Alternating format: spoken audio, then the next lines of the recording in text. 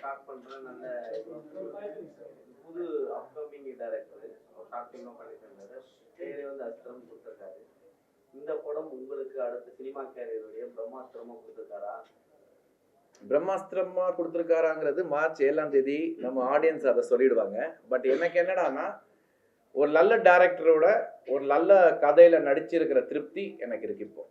அதாவது நான் சொன்ன மாதிரி ஃபஸ்ட்டு நம்ம என்டர் ஆகும்போது ஒரு நடிகனா மட்டும்தான் ஆகணுங்கிற ஒரு எண்ணத்தில் உள்ளே வந்தேன். ஜீவா சார் எனக்கு ஒரு வாய்ப்பு கொடுத்தாரு. பட்டு மற்ற விஷயங்கள் மற்ற எக்ஸ்பீரியன்ஸ் எதுவுமே இல்லை அந்த டைமில். சில தவறுகள் நடந்தது. பட் அது மாதிரி அதை வந்து நான் நெகட்டிவாக எடுத்துக்கிட்டு டிப்ரெஷனில் போகிற ஆள் நான் கிடையாது. நான் எப்போதுமே நாளைக்கு என்ன அப்படிங்கிற யோசிக்கிற ஒரு ஆள் தான் நான்.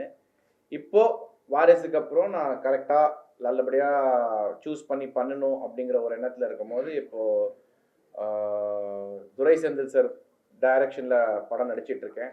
விஜயாதிராஜ் டைரக்ஷனில் ஒரு படம் ஷூட்டிங் போயிட்டுருக்கு. அந்த வகையில் ஒரு புது டைரக்டரை நான் சூஸ் பண்ணுறேன் அப்படின்னா, இவ்வளோ எக்ஸ்பீரியன்ஸுக்கு அப்புறமும் திருப்பி புதுசாக அப்படிங்கிற போது இருக்கும்போது எனக்கு அரவிந்த் மேலே இருந்த நம்பிக்கை, கதை மேலே இருந்த நம்பிக்கை என்னை கைவிடாது. கண்டிப்பாக இந்த படம் எனக்கு ஒரு நல்ல பேரை வாங்கி கொடுக்கும். அதே நேரத்தில் ஒரு நல்ல படத்தை தேர்ந்தெடுத்து நடிச்சிருக்கேங்கிற பேரும் எனக்கு இந்த படம் நிச்சயமாக கொடுக்குங்கிறதுல எந்த சந்தேகமும் இல்லை.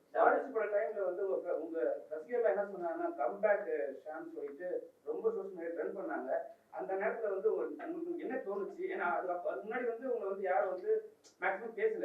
வாரிசுல நடிக்கும் போது எல்லாம் உங்களுக்கு பேச ஆரம்பிச்சுட்டாங்க. அதுக்கப்புறம் ஏன் சார் இந்த டிலே, இவ்வளோ டிலே? அதுதான் இப்போ ஃபர்ஸ்ட் 12 வீக் அப்புறம் 4 படம் இமீடியட்டா சைன் பண்ணேன். அந்த தவிர இப்போ நான் பண்ணக்கூடாதுங்கிறதுல ரொம்ப கிளியரா இருக்கேன். ஒரு படம் பண்ணாலும் கரெக்டான படம் பண்ணலான்ட்டு. இப்போ நான் வாரிசுக்கு அப்புறம் கோலி சோடான்னு ஒரு வெப் சீரிஸ் விஜய் மில்டன் டைரக்ஷனில் பண்ணியிருக்கேன். அது ஹாட் ஸ்டாரில் ரிலீஸ் ஆயிடுச்சு. அதுக்கப்புறம் இப்போ அஸ்திரம், நொடிக்கு நொடி, அப்புறம் துரை செந்தில் சாரோட இயக்கத்தில் ஒரு படம். இந்த எல்லா படமும் சிறப்பாக இருக்கும், நல்ல படமாக இருக்கும், நல்ல டைரக்ஷனாக இருக்கும்.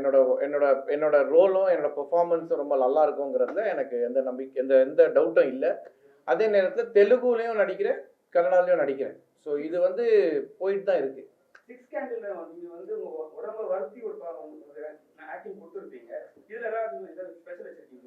இதுல அந்த மாதிரியான ஒரு ஸ்கோப்போ இல்லை பெர்ஃபார்மன்ஸ் டிமாண்ட் அப்படி கேட்கல. பட் என்னன்னா, படம் முழுக்க இவங்க சொன்ன மாதிரி ஷாமோட ஷோல்டர்ல இந்த படத்தை கேரி பண்ற அளவுக்கு அந்த ஸ்க்ரீன் பிளே இருந்தது. ஸோ அதுல நான் ரொம்ப கவனமா இருந்தேன். என்னை நம்பி இந்த படத்தை இவ்வளோ எல்லா சீனையும் நான் தான் கேரி பண்ணணும் அப்படிங்கிற ஒரு விஷயத்த ஃபோக்கஸ் பண்ணி, நல்ல வேளை எனக்கு ஒரு விஷயம் என்ன அமைஞ்சதுன்னா, இந்த படத்துல ஒரே டைம்ல ஷூட் பண்ணதுனால வேற எந்த டீவியேஷனோ டிஸ்ட்ராக்ஷனோ வேற ஒரு ஷூட்டிங் போயிட்டு வந்து இங்க அட்டென்ட் பண்ற மாதிரி இல்லாம இந்த படத்தை முழுக்க ஒரே ஷெட்யூல்ல முடிச்சதுனால பார்த்தவங்க சொன்னது என்ன அப்படின்னா, ஷாம் சார் வந்து கரெக்டா அந்த புரிஞ்சுக்கிட்டு எடுத்துட்டு போயிருக்காரு. எங்கேயுமே தப்பு இல்லாம ஒரு டிராப் இல்லாம அந்த ரோலை கரெக்டா பெர்ஃபார்ம் பண்ணியிருக்காரு அப்படின்னு சொல்லி வந்து எனக்கு ரொம்ப சந்தோஷமா இருந்தது. தோல்வி இதெல்லாம் வந்து திருஷா இவங்க சொன்னாங்க அப்படின்னு இது பண்ணாங்க. ஆனால் உங்களுக்கு ஹைட்டு, கலரு, அழகு எல்லாமே இருக்கு. எந்த இடத்துல கோட்டையை விட்டுட்டீங்க? கோட்டையை விட்டுட்டேன்னு நான் சொல்ல மாட்டேன். பட் ஃப்ரெண்ட்ஸுங்க இருந்தாங்களா? இல்ல அது இல்ல அப்படி கிடையாது. ஆக்சுவலா வந்து எல்லாருக்குமே வந்து ஒரு டைம் அமையணும், வெற்றியும் அமையணும். இப்போ நான் வந்து சினிமாவுக்கு வரும்போது நான் பெரிய ஒரு ஜேர்னிலாம் நான் கிராஸ் பண்ணல. ஒரு 3 இயர்ஸாக ட்ரை பண்ணேன். ஒரு பெரிய சந்தர்ப்பம் கிடைச்சது. இப்போவும் வந்து 12 படங்கிறது வந்து எனக்கு மிகப்பெரிய ஒரு டெபியூ வெஹிக்கிள் தான் அது. பட் மற்றவங்க நடிகர்கள்லாம் எடுத்து பார்க்கும்போது பார்த்தீங்கன்னா, அவங்க பட்டிருக்கிற கஷ்டமும் அவங்க கோயிங் த்ரூ ஸ்ட்ரகிளும் பார்த்தீங்கன்னா ரொம்ப கஷ்டப்பட்டிருக்காங்க. ஸோ அந்த கஷ்டத்துக்கு இன்னைக்கு சில பேருக்கு, ஃபார் எக்ஸாம்பிள் சிவகார்த்திகேயனை எடுத்துக்கலாம். அவர் சாதாரணமாக வரல. அவர் பல வருஷமா கஷ்டப்பட்டு டெலிவிஷன்ல இருந்து விஜய் டிவியில் ஆங்கர் பண்ணி, அப்புறம் டான்ஸ் ஷோலாம் பண்ணி, அதுக்கப்புறம் ஒரு சந்தர்ப்பம் கிடைச்சி, அதுக்கப்புறம் வெற்றி அடைஞ்சு இப்போ ஒரு ரேஞ்சுக்கு போயிருக்காரு. அது ஒரு அனுபவத்தை ப்ராப்பரா யூஸ் பண்ணிக்கிட்டார் அவர். எனக்கு வந்து கரெக்டா டெபியூ ஆனதுக்கப்புறம் ஒரு கைடன்ஸ் இல்லாமல் இருந்ததுக்கு காரணம் எனக்கு பேக்ரவுண்ட் இல்லை. பட் அதை நான் குறையா சொல்ல முடியாது. எனக்கு அது தெரிஞ்சுதான் நான் சினிமாவுக்கு வந்தேன். எனக்கு என்ன அப்படின்னா, நான் வந்து ஒரு நல்ல நடிகனா ஆகணும், நல்ல ஒரு இடத்துக்கு போய் சேரணும் அப்படிங்கிற மாதிரி தான் வந்திருக்கேன். அதை நான் வந்து அது ஒரு ஜேர்னியாக தான் பார்க்குறேன். அப்ஸ் அண்ட் டவுன்ஸ் எல்லாருக்கும் இருக்கும். இல்லை டவுனாக இருந்து அப்பா இருக்கும், இல்லைன்னா அப்பா இருந்து டவுனாக இருக்கும். என்னோட ஜேர்னியில் எப்படி இருந்தாலும் ஐ எம் 1% நான் ரொம்ப நன்றி சொல்லுவேன் கடவுளுக்கு. ஏன்னா எனக்கு கிடைச்சிருக்க ட்ரீம், என் கையில் கிடைச்சிருக்கிறது வந்து எல்லாருக்கும் கிடைக்காது. பட் இன்ன வரைக்கும் 22 இயர்ஸாக 3 லாங்குவேஜில் நான் நடிச்சுக்கிட்டு இருக்கிறது வந்து I think it's gift from God and I'm very thankful. இங்கேருந்து நம்ம எடுத்துகிட்டு போகலாம். வேறு சார் நீங்கள் ஷோ பண்ணதில் ஜட்ஜாக நீங்கள் இருந்தீங்க, அது கீழே வந்து கண்டிஷன் தான் இவர் சிவகார்த்திக் சார், இன்னைக்கு சிவகார்த்திக் அங்கே இருக்காரு, இதை எப்படி பார்க்குறீங்க? சந்தோஷமா இருக்கு. ஏன்னா அந்த ஷோ நடக்கும் போதே நான் சிவகார்த்திகேயன்ட்ட ஒரு தடவை இல்லை 5 தடவை சொல்லியிருக்கேன், இந்த மாதிரி உனக்கு கிஃப்ட் ஆஃப் த கேப், அந்த காமெடி சென்ஸ் எல்லாமே உனக்கு இருக்கு சிவா, கண்டிப்பா உனக்கு ஒரு சான்ஸ் கிடைச்சா நீ வேற மாதிரி டேக் ஆஃப் ஆயிடுவ. ரெண்டாவது என் வீட்லயும் சரி எல்லார் வீட்லயும் சரி நீ வந்து கிட்ஸை ரொம்ப அட்ராக்ட் பண்ற, அந்த மாதிரிலாம் சொல்லியிருக்கேன். ஸோ இன்னைக்கு அவரோட சக்ஸஸ் வந்து எல்லாருக்கும் சர்ப்ரைஸா இருக்கலாம், பட் எனக்கு வந்து அது கண்டிப்பா நடக்கும்னு அப்பயே நான் உணர்ந்து அவர்கிட்ட சொல்லியிருக்கேன். அவரே என்னை இப்போ பார்க்கும் போதெல்லாம் வந்து பார்த்து பேசுவார், பேசும்போது சொல்லுவார், சார் அன்னைக்கே சொன்னீங்க சார், இந்த கிஃப்ட் ஆஃப் த கேப் மக்களுக்குலாம் பிடிச்சிருக்குன்னு, அது இப்போ நடந்துட்டு இருக்கு சார், தேங்க்யூ சார். அதெல்லாம் வந்து சக்ஸஸ் வந்து it is like how you take it. நம்ம எப்படி எடுத்துக்கிறோம்னா, இப்போ நான் வந்து குஷியில் ஒரு ஃப்ரேமில் நடிச்சிருந்தேன் விஜயண்ணாவோட, கட் பண்ணால் நான் அப்போது 2 வருஷத்துக்கு அப்புறம் ஹீரோ ஆனேன். அதெல்லாம் எனக்கு வந்து ஒரு சந்தோஷமான ஒரு பீரியடாக இருந்தது. இப்போது சிவகார்த்திகேயன் அந்த மாதிரி பண்ணுறாரு. பட் நான் எப்படி பார்க்குறேன்னா, கம்பேரிசன் பண்ணாமல் நீ உன் வாழ்க்கையில் நீ சந்தோஷமாக இருக்கியா, நிம்மதியாக இருக்கியா, நீ பண்ணுறதுல சந்தோஷம் கிடைக்குதா, ஜஸ்டிஃபை பண்ணுறியா, சினிமாவை வந்து நேசிக்கிறியா அப்படிங்கிறத தான் நான் பார்த்துட்டு இருக்கேன். அந்த வகையில் எனக்கு சினிமா இது வரைக்கும் எனக்கு கொடுத்துருக்கிறதுல எனக்கு ரொம்ப சந்தோஷம். ஸ்ட்ரகிள், ஃபைட், பேட்டில் எல்லாருக்கும் இருக்குது. அதை மாதிரி நானும் அதை பாசிட்டிவாக எடுத்து போயிட்டுருக்கேன். அவ்வளோதான்.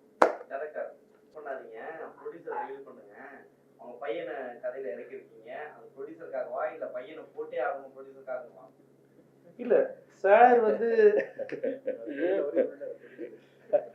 அது ப்ரொடியூசரே சொன்னாரு, என் பையன் நடிச்சாலும் வந்து முக்கியத்துவம் கொடுக்கணும், போஸ்டர்ல வரணும், நான் டான்ஸ் அதெல்லாம் இல்லாம ரஞ்சித்தே வந்து சின்னதா ஸ்டார்ட் பண்ணி நான் போறேன்ப்பா சினிமாவை கத்துக்கிறேன் அப்படின்னு சொல்லி தான் அவர் ஒத்துக்கிட்டாரு. இது வரைக்குமே வந்து அவர் எந்த விஷயத்துலயும் ஃபோர்ஸ் பண்ணலாம், என் பையன் தான் வரணும், என் பையன் தான் இருக்கணும் அப்படி இல்லை. என்ன ரோல் இருக்கோ அதை பண்ணிட்டோம். படம் முழுக்க இது ஒரு ஒரு ஹீரோ ஓரியன்டட் ஃபிலிம் தான். அது ஒரு எக்ஸ்பீரியன்ஸுக்காக உள்ள போய் கத்துக்கோ அப்படிங்கிற மாதிரி அமைச்சிருக்கா தவிர ஃபோர்ஸ்லாம் எதுவுமே சார் நீங்க பெரிய ஆக்டரா இருந்திருப்பீங்க, ஃபர்ஸ்ட் ஷோல அவங்க வந்து ஆடிஷன் நல்லா கவர் பண்ணிருப்பாங்க. இப்போ வந்து எப்படி இருக்கும் சரிங்களா? அதுக்கப்புறம் வந்து என்னன்னா, இப்போ பெரிய பெரிய படங்கள் வரும்போது சின்ன படங்கள் நசிக்கிறாங்க, அதனால பெரிய படம் ரிலீஸ் பண்ணும்போது எந்த படத்தையும் வந்து வெளியிட மாட்டாங்க, அது இல்லாம வந்து ஆடியன்ஸும் உள்ள போக மாட்டாங்க. ஸோ இப்போ இந்த காலகட்டத்தில் இப்போ சாரி சொன்னா நம்ம சின்ன படம் தான் பண்றோம்ட்டு நீங்களும் அதை ஒத்துக்குனீங்க. ஸோ இப்போ எப்படி ஆடியன்ஸ் சின்ன படம் பெரிய படங்கிறது வந்து எனக்கு தெரிஞ்சு ரிலீஸுக்கு அப்புறம் தான் சார் முடிவு பண்ணோம். நம்ம சும்மா 100 கோடி எடுத்த படம் பெரிய படமும் கிடையாது, 5 கோடியில் எடுத்த படம் சின்ன படமும் கிடையாது. அது ரிசல்ட் என்ன? இப்போ லப்பர் பந்து பெரிய படமா சின்ன படமா நீங்க சொல்லுங்க. ஆனா எனக்கு தெரிஞ்சு அதுதான் மிகப்பெரிய படம். 5 கோடி போட்டு 25 கோடி எடுக்கிறது தான் மிகப்பெரிய ஸ்ட்ரென்த். அதுதான் வந்து பிசினஸ் ஸ்ட்ராட்டஜியா இருக்கும். துணிவு பத்தி பேசல நான் சொல்ல வர்றது வந்து சின்ன படம் பெரிய படம் வந்து சக்சஸ் ரேட் வச்சுதான் போவோம்.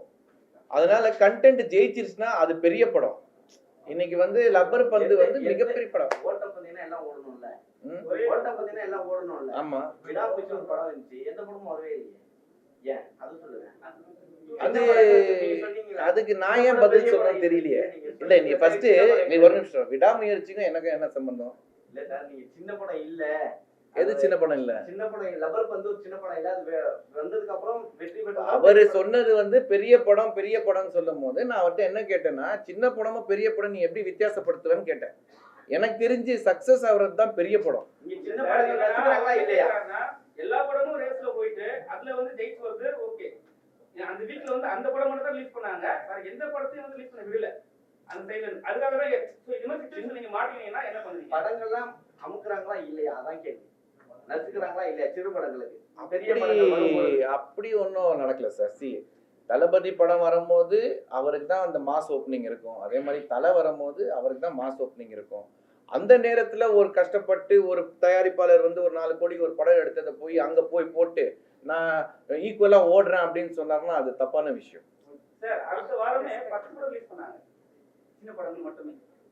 அந்த வீக் வந்து அந்த படம் மட்டும் தான் ரிலீஸ் பண்ணாங்க. சோ அதுக்காக இது மாதிரி விஷயத்துல வந்து பெரிய பெரிய ப்ரொடியூசர்லாம் வந்து சிறுபட தயாரிப்பாளரை வந்து நசிக்கிறாங்க உடனே. இல்ல சார், நசுக்குறாங்கங்கிற வார்த்தை தப்பான வார்த்தை. யாரும் நசுக்க முடியாது. உனக்கு அந்த தெம்பு இருக்கணும். ஒரு தயாரிப்பு இல்லைங்க, நான் முடிச்சிடறேன். நீங்க ஒரு கேள்வி கேட்குறீங்க, பதிலுக்கு அப்புறம் பதில் சொல்றதுக்கு முன்னாடியே இன்னொரு கேள்வி தூக்கி போடுறீங்க. நசுக்க முடியாது யாரும். அந்த தயாரிப்பாளருக்கு அந்த ஸ்ட்ரென்த் இருந்துச்சுன்னா நான் என் படத்தை வெளியில கொண்டு வருவேன், மக்களுக்கு அதை வந்து பார்க்க நான் வந்து எப்படியாவது உருவாக்குங்கிறது தான் ஸ்ட்ரென்த்து. இது என்னை அமுக்குறான், அவன் என்னை இழுக்கிறான் அப்படின்னு நீ சொல்லிட்டு இருந்தேன்னா நீ ஃபிட்டு கிடையாது இண்டஸ்ட்ரிக்கு. நீ தெளிவாரு. நீ வந்து ஒரு விஷயத்த நம்புற, நான் அதை தயாரிச்சிருக்கேன், நான் நடிச்சிருக்கேன் அப்படின்னா அதை நான் வெளியில கொண்டு வந்து காட்டுறேங்கிறது தான் நம்மளோட ஸ்ட்ரென்த்தா இருக்கணும். தவிர இவன் என்னை அமுக்குறான், அவன் பிடிச்சி என்னை இழுக்கிறான் அப்படின்னா நம்ம அதுக்காக நம்ம ஃபிட்டு கிடையாது. ஓட்ட பந்தயத்துல நம்ம ஓடுறோம் அப்படின்னா ஃபிட்டா இருக்கணும். இதுதானே இப்படிதானே இருக்க முடியும்.